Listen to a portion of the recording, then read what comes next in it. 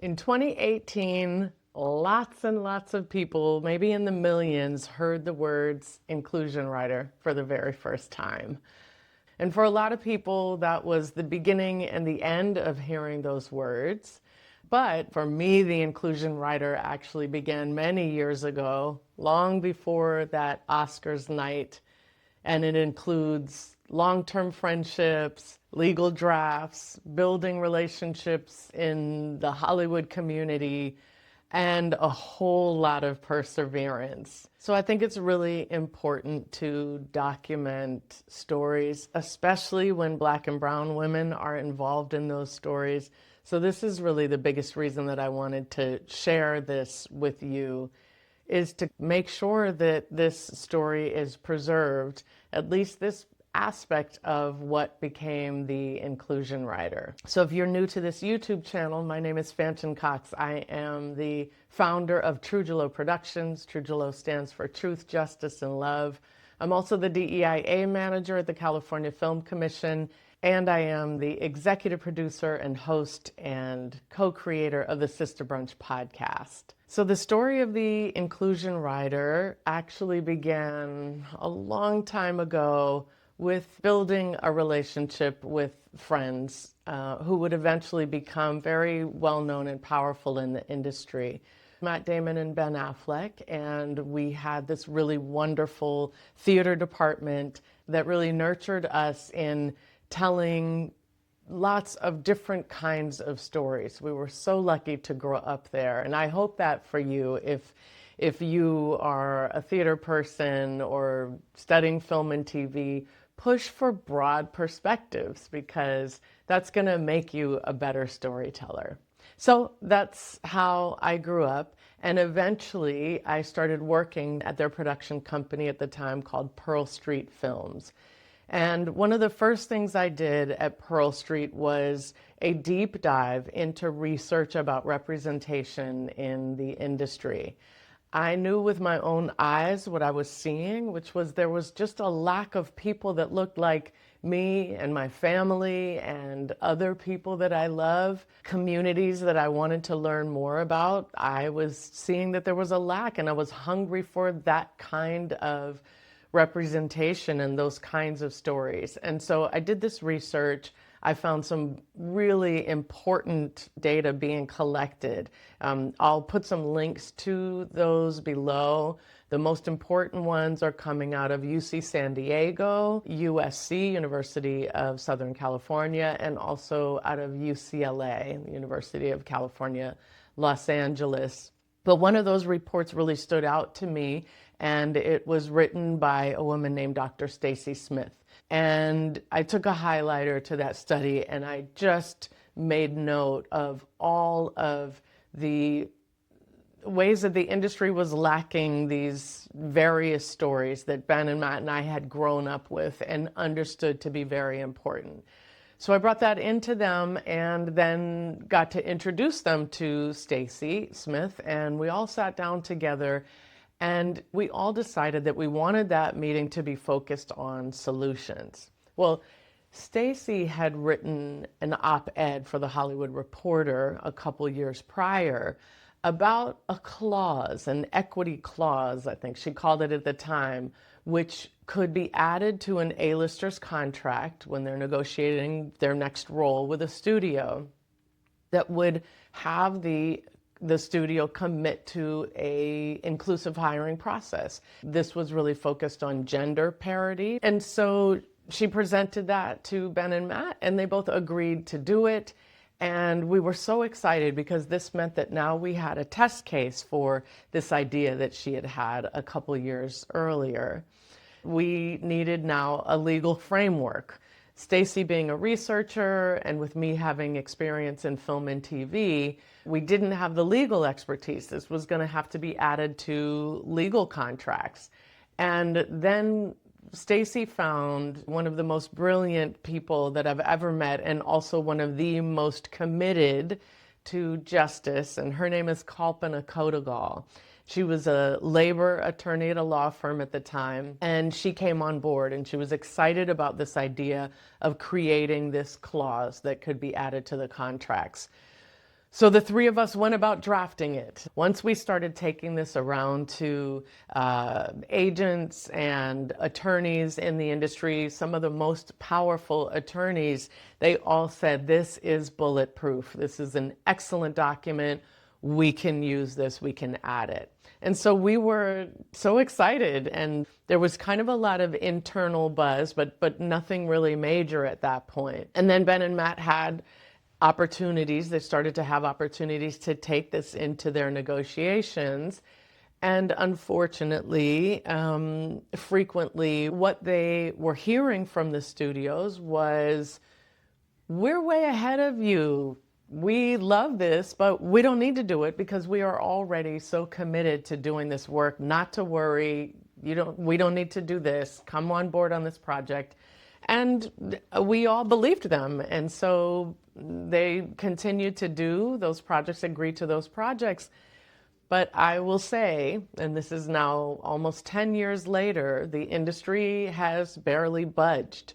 If you go back to San Diego's reports and UCLA's reports and USC's reports, you will see that there has only been the tiniest, the slightest change. Some cases, things have gone backwards, and in other cases, the change is really, really minuscule. So it was really clear to us, even at the time, that it wasn't enough. Whatever the studios were saying they were doing was not enough, and we knew that it continued to be important for powerful people. So we were not deterred, and we just kept spreading the word, talking to anyone and everyone we could about what we thought this could mean. And then that important night, Oscars 2018, a little backstory on that is that Stacy had dinner with Frances McDormand's agent the night before the Oscars. And her agent asked Stacy, if she wins, is there anything you would like her to say? And Stacy said, tell her to say inclusion writer. I didn't know that, Kalpana didn't know that, but here we all are watching the Oscars in our separate places individually, and Frances McDormand is doing this incredible, powerful speech where she has all of the women in the audience stand up. Then she gets to the end of the speech and she says, I have 2 words to leave you with, inclusion writer. And we couldn't believe it. Here, this thing that we had been working on for a good year and a half so far was now out in the public. We started to tweet about it, and this was an incredible opportunity to now really use that momentum. We worked closely with Michael B. Jordan and his company, with Alana Mayo, an incredible Black woman. If you don't know her, you should. She's running a studio now, but at the time was working with him, and so we kind of coordinated a tweet from Michael B. Jordan to say that he would be adopting the inclusion writer. And then a little while later, we coordinated a tweet for Ben and Matt, and I tweeted personally that we were all signing on and that Pearl Street was signing on to the inclusion writer. And then all of the buzz was happening, and it was just this incredible, exciting moment that we knew would change the industry. We knew there was going to be no going back from at least talking about this document. But they say that it takes 12 years for a feature film on average to get made. It has taken a very long time for the inclusion writer to have any real impact. There's been a lot of hills and valleys and roller coasters. But in 2020, when the country was pushing back against police brutality and lots of companies were starting to engage with questions of racial justice, and Kalpana and I started working with Color of Change, and Dr. Tasman Plater, who works at Fifth Season, originally called Endeavor Content. We all got together and said, what would happen if the inclusion writer wasn't just for individuals, but what if it's for companies? That's where we can start to see real change if an entire company or entire industries adopt it. That eventually led to the fashion industry adopting the inclusion writer. Kalpana continued to work with clients on developing one for themselves individually. And it was really wonderful to see the inclusion writer go from having to rely on individuals to now having an entire companies. We were building this infrastructure and system around something that all of us wanted to see change in, including the industry, by the way. What I'm still experiencing is that the industry really does genuinely want to see change. It's just that everyone's trying to figure out how to do it. So that's moving forward. We're really excited about how things are going. The Grammys announced that they were using it. And it was really, really exciting, but also slow. Again, going back to that analogy of, making a feature film, it just takes a really long time, and change takes a really long time. And then a couple years ago, I learned about Governor Newsom, the governor of California, was about to make updates to the tax credit program. So the tax incentive program in California runs every 5 years, and it was up for renewal. And so during that time of pushing for change, some legislators included robust DEIA provisions into the new bill that they proposed for the new version of the tax credit program. And that eventually became law. And then I learned that there was a role at the California Film Commission to help draft the regulations to implement this law, and then to implement the regulations with studios and with production companies and productions that get tax credits.